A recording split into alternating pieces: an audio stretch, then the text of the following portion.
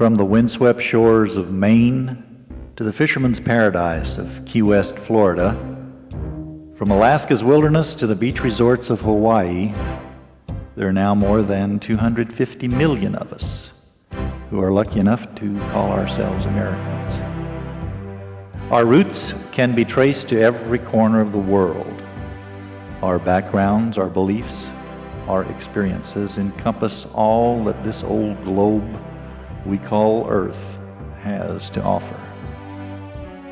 The stories we tell sometimes come from ancient forefathers, and sometimes from a neighbor or someone we work with.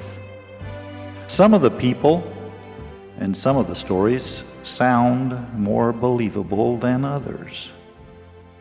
When it comes to ghost stories, we all have a favorite.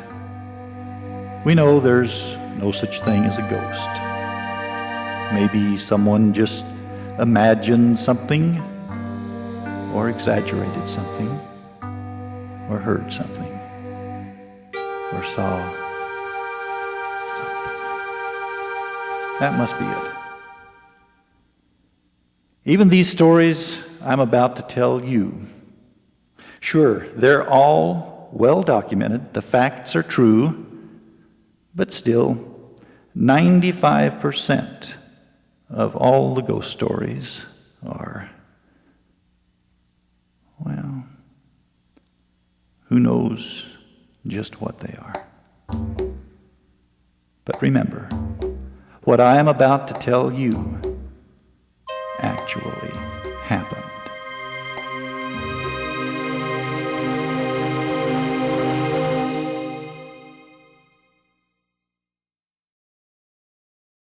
What if you found out that you owned a haunted house? Well, you do. It is the most famous house in the whole nation. It's called the White House.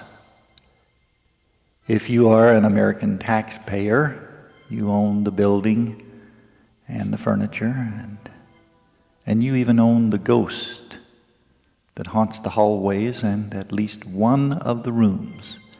This is a famous ghost. You probably have his picture in your pocket right now. Do you have a penny or a $5 bill? There's Abe Lincoln. But don't worry, he hasn't been seen anywhere recently, except in the White House. The first person to see Abe Lincoln lying dead in the White House was Abe Lincoln himself. 3 times in dreams, Lincoln saw his friends and family members walking slowly and sadly past his coffin with tears in their eyes. Each time he dreamed of his death, it was on the eve of a great Civil War battle. Then, after the war had ended, he had the dream again. On the night of April 13th, 1865, Abe Lincoln saw his corpse looking up out of the casket as prominent senators and cabinet officials paid their last respects. He even told some senators the following day, Good Friday, April 14th, 1865, that he had again had that dream, even though the Civil War had ended. That evening, Lincoln and his wife would attend a play called Our American Cousin at Ford's Theater. Abe Lincoln would be shot that night, and he would die the following morning. But that is only the beginning of this story.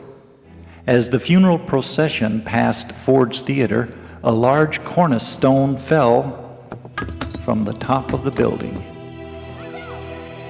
The crowd that lined the streets gasped, but no one was injured. It just seemed to be the building's way of saluting a fallen friend. The 16th president was laid to rest in his grave, but the story continues. The first person who admitted seeing Abraham Lincoln at the White House after his death was First Lady Grace Coolidge. She saw him staring out the oval window above the main entrance. He looked sad. He had often looked out that same window after receiving bad news from the war front. It was a brave thing for Grace Coolidge to admit seeing Lincoln's ghost. The only time in previous history when a First Lady spoke about seeing spirits, she was considered to be insane, and she eventually went to an asylum. That First Lady was Mrs. Abraham Lincoln. Now, listen to this. In 1945, Queen Wilhelmina of the Netherlands came to the White House to visit President Franklin Roosevelt. She slept in the Lincoln bedroom. Shortly past midnight, there was a knock at the door.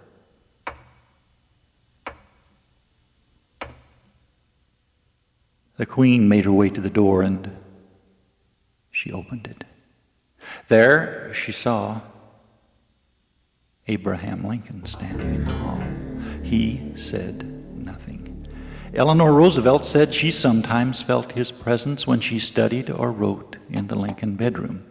She never saw him enter, but she would feel a chill when she knew someone was standing behind her in the room near the door.